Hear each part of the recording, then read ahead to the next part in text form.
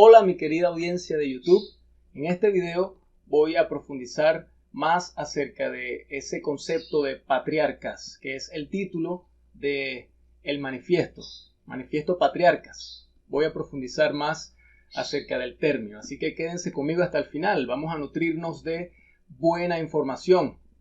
¿Ok? Patriarcas es el nombre distintivo de la presente obra, la marca de este manifiesto. Pero ¿qué significa patriarcas? ¿Cómo debe entenderse el término? La definición más básica es la de padre, un padre de familia, un patriarca. Pero en la Biblia hallamos que existe un elevado concepto de gobierno llamado asimismo padre o patriarca. Es la figura de gobierno más tierna que existe, es la más amorosa, la más apegada al corazón de Dios. Es un concepto político revestido de carga familiar. El término patriarcas también en sí mismo es amplio, es rico, ya que existen conceptos que son complementarios y alternativos al vocablo. Resulta que un patriarca también puede ser un sacerdote, una persona que se consagra de lleno a los ritos o cultos de determinado credo religioso. Un patriarca también puede ser un sabio, una persona que ha acumulado sabiduría, experiencia, conocimiento. Un patriarca también puede ser un rey o un jefe tribal, jefe político, es decir, una persona que tiene autoridad sobre un grupo, una comunidad, una nación para dirigir su destino. Pero a efectos de este manifiesto, un patriarca es liderazgo civil conforme al corazón de Dios.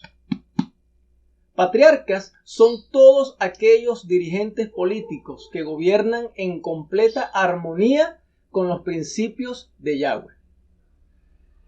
Un líder, dirigente, presidente, alcalde, gobernador que asume el mando y el ejercicio del poder siguiendo el modelo de Yahshua, el Mesías de la Biblia, es entonces un patriarca. Y de esta manera, Manifiesto Patriarcas busca erigirse como esa guía escrita, documento, ese manifiesto que busca darle orientación a esa nueva generación de líderes cristianos que se levantarán muy pronto en Venezuela y en América Latina. El nombre patriarcas no tiene nada que ver con posturas machistas. Oye, patriarcas, cuidado, las feministas, no tiene nada que ver con machismo o feminismo, ni tampoco es un concepto político exclusivo del género masculino. Cuando se habla de patriarcas, se habla de hombres y mujeres que asumen una cultura política acorde con la Biblia, para el bien de su nación. Pero el nombre de patriarcas, como distintivo de nuestro movimiento, surge de dos grandes personajes bíblicos, que a su vez fueron grandes figuras políticas. Se trata de dos patriarcas bíblicos que dirigieron los asuntos del Estado con el corazón y la sabiduría de Yahweh. Me estoy refiriendo en primer lugar a David, el gran rey de Israel, y también a José, el sabio hebreo que fungió como primer ministro de Egipto. Ambos fueron conocidos en el texto bíblico como patriarcas o padres. Ellos vienen a ser para nosotros los modelos políticos más prominentes de este manifiesto. Hablemos de David, por ejemplo. David fue el segundo monarca legítimo del reino de Israel. Vivió aproximadamente entre los años 1036 y 966 a.C. El nombre hebreo de David significa amado o elegido. Se habla de él en la Biblia como el rey más excelso de la tierra. Y lógicamente esa consideración es desde la perspectiva de Yahweh. Fue un estadista fuera de serie, un estratega militar, inigualable en su tiempo. Logró unificar el territorio israelita y lo expandió hasta crear una gran nación o un pequeño imperio en esa zona. Controló las ciudades de Jerusalén, Samaria y Damasco. David fue el fundador de la dinastía mesiánica por voluntad de Dios. Yahweh le prometió a David que un descendiente suyo sería el futuro Mesías de toda la humanidad. Yahshua, el Mesías, es descendiente del rey David y por eso uno de los títulos de Yahshua es el hijo de David o la raíz de David. David fue ese hombre que no tenía nada, no representaba nada, era un don nadie era un cuidador de ovejas, que eso es uno de los más bajos. En aquella época era lo que hacían los muchachitos, pues. Ok, cuidar ovejas. Era un don nadie, pero fue exaltado en Israel por lo que había en su corazón.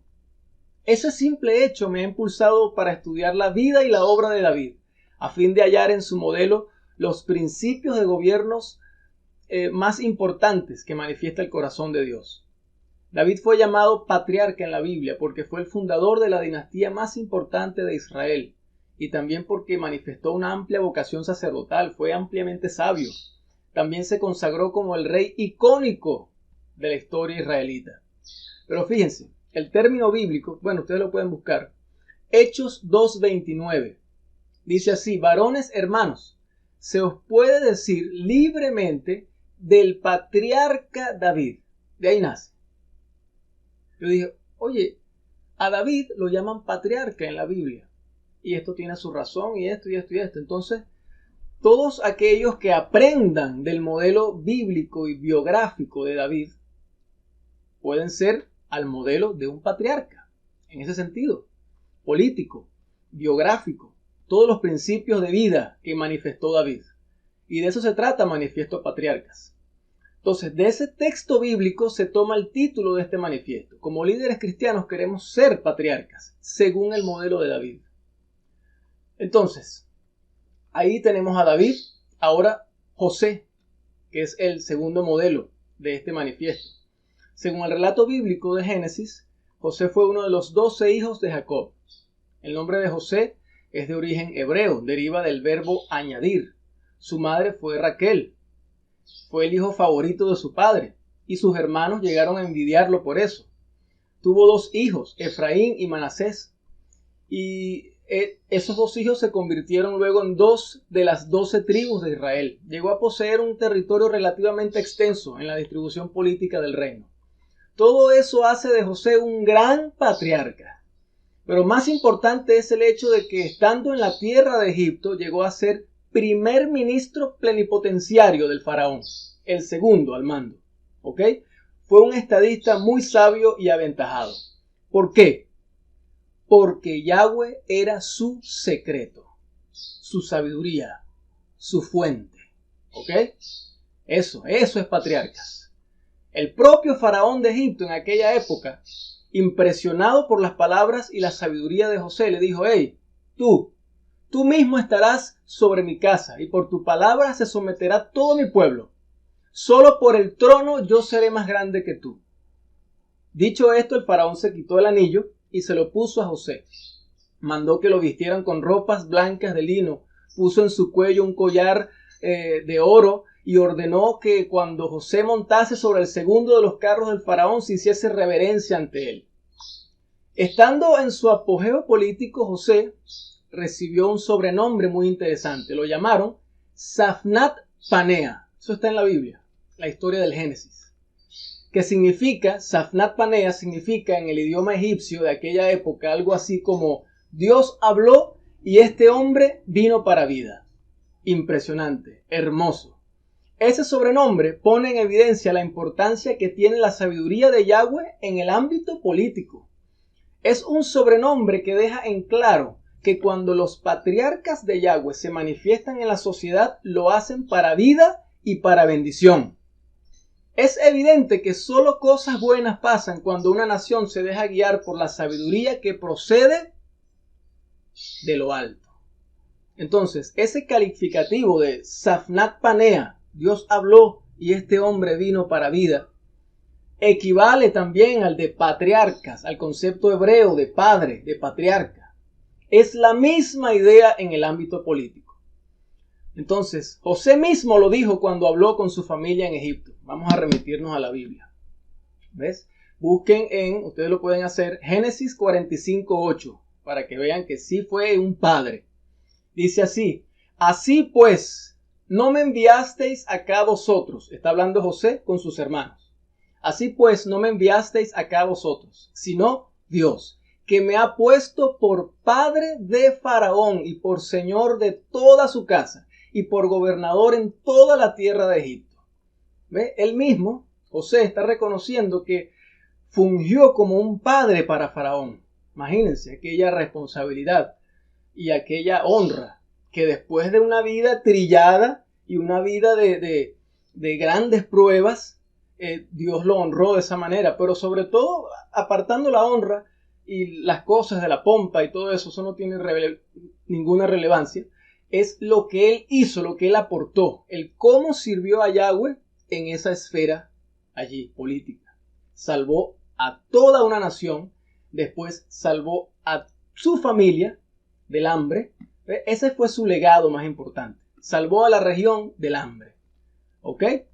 Así son los patriarcas. Los patriarcas bendicen a su nación. Bendicen a su nación. Entonces, estamos basados en David.